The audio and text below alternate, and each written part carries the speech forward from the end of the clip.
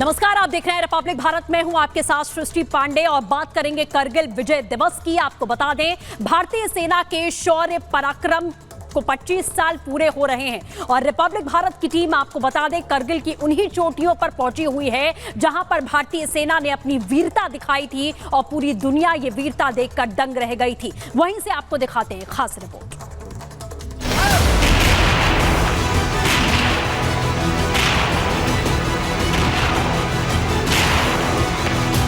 बलिदान कभी भुलाया नहीं जा सकता और कारगिल में हिंदुस्तान के विजय वीरों की जाबाजी के किस्से तो रहती दुनिया तलक सुनाए जाएंगे। कारगिल विजय दिवस की रजत जयंती समारोह में एक बार फिर उन वीरों को याद किया जाएगा जिन्हें कभी भुलाया ही नहीं गया और ना कभी भुलाया जा सकेगा। हर बार बस 26 जुलाई कारगिल युद्ध की विजय की याद में शहादत को सैल्यूट करने का एक पावन दिन है।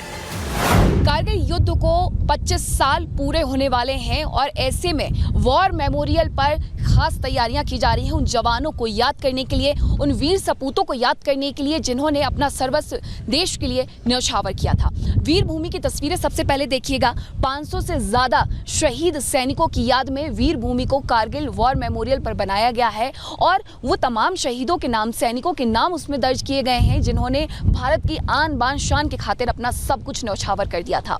और इस पूरे युद्ध में भारतीय सेना जिस तरीके से लड़ी और भारतीय सेना ने घुसपैठियों को न केवल खदेड़ दिया बल्कि भारत का तिरंगा हर चोटी पर फहराया, ये उसी की शान है और उसी की शान में विजय दिवस को मनाया जाता है। अब कारगिल विजय दिवस की 25वीं जयंती है तो इसलिए खास तैयारियां की जा रही हैं। 26 जुलाई को प्रधानमंत्री नरेंद्र मोदी भी यहाँ पर मौजूद रहने वाले हैं, लेकिन ये जो खास तैयारियां की जा रही हैं वो वीर शहीदों को नमन करने के लिए की जा रही हैं ताकि देश उन्हें हमेशा जैसे याद करता है उन अमर शहीदों को एक बार फिर से 26 जुलाई को भी याद करें और अपने आप से एक वादा भी करें कि आपके इस बलिदान को हम किसी भी तरीके से खाली नहीं जाने देंगे। आप हमारे दिल में बसते थे, बसते हैं और बसते रहेंगे और इसीलिए ये विजय दिवस उन्हीं की याद में मनाया जाता है। कारगिल युद्ध 1999 में तब शुरू हुआ जब पाकिस्तानी सेना नियंत्रण रेखा से भारतीय क्षेत्र में घुसपैठ कर कारगिल, बटालिक और द्रास सेक्टर की चोटियों तक आ पहुंची थी। तभी युद्ध छिड़ गया। हालात इतने खतरनाक थे क्योंकि पाकिस्तानी ऊंची पहाड़ियों पर थे और हिंदुस्तानी फौज नीचे, क्योंकि कारगिल का भूगोल ही ऐसा है। मगर हमारे जाबाजों ने हर दुर्गम हालात को मात दे दी। उन्हीं वीरों की विजय गाथा को फिर आप तक पहुंचाने के लिए रिपब्लिक भारत कारगिल पहुंचा है। द्रास सेक्टर है ये जहां पर हम मौजूद हैं। तमाम तैयारियां की जा रही हैं रजत जयंती मनाने के लिए, लेकिन आपको यहां का सच भी दिखा देते हैं कि आखिरकार 1999 में हुआ क्या था। 1999 में ये वही पहाड़ियां हैं जहां से छिप करके लगातार वार किया जा रहा था उन कायरों के द्वारा जो हमारे देश में घुसपैठ करने की कोशिश कर रहे थे। आप ये तस्वीरों में देख सकते हैं कि ये पूरा जो इलाका है वो उबड़ खाबड़ है, पहाड़ियों का है और इसकी जो ऊंचाई है वो 8000 फीट से भी ज्यादा है। जलवायु यहाँ पर ठंडी है, शुष्क है और -40 डिग्री सेल्सियस तक तापमान चले जाता है।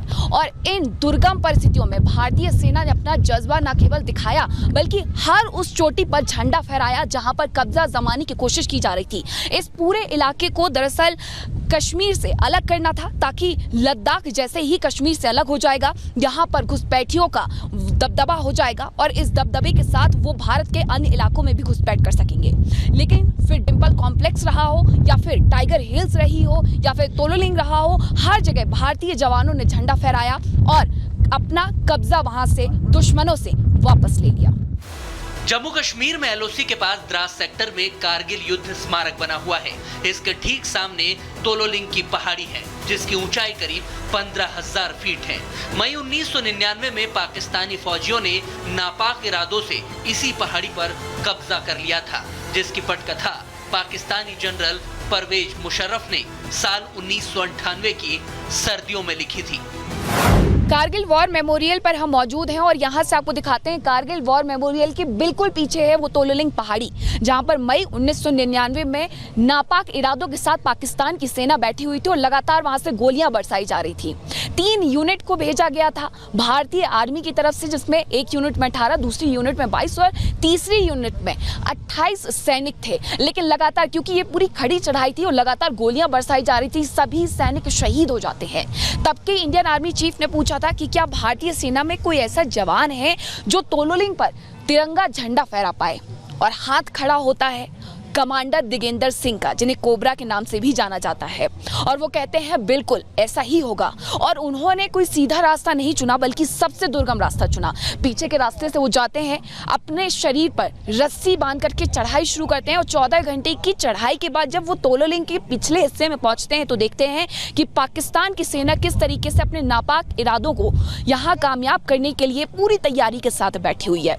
लेकिन फिर तारीख आती है जून 1999 की, और वहां पर तिरंगा झंडा फहरा दिया जाता है और इस तरीके से तोलोलिंग से कब्जा हटाया जाता है, क्योंकि तोलोलिंग से ठीक देखा जा सकता था कि नेशनल हाईवे से किस तरीके का मूवमेंट आर्मी का हो रहा है और इसी के साथ द्रास सेक्टर में क्या कुछ चल रहा है। इसलिए बेहद जरूरी था कि तोलोलिंग से पाकिस्तानी सेना का घुसपैठियों का कब्जा हटाया जाए, और इसमें भारतीय सेना पूरी तरीके से सफल होती है।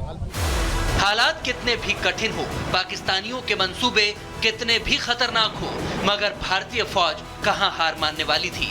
हमारे जाबाजों ने हर मुश्किल को मात देकर पाकिस्तानियों को खदेड़ दिया, जंग जीत ली।